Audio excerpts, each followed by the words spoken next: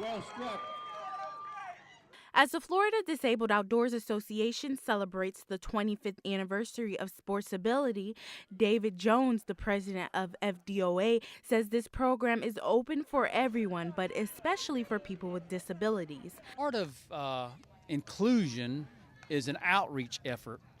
Just telling people they can be included in society and in activities is one thing, but reaching out to people who might not participate unless they're encouraged or motivated or given a little bit of assistance is sometimes how we include people with disabilities.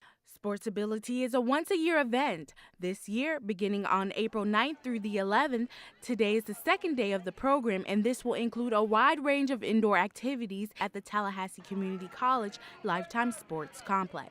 As Sportsability jumpstarts the first day among the three-day event, the main focus is learning a few baseball techniques, and so far it's been a hit among participants. Jennifer Adams, Miss Wheelchair America 2014, is the keynote speaker for today's Active Leisure for Life banquet. Because as a person with a disability, it's really easy for our voice to be shut out of society in general.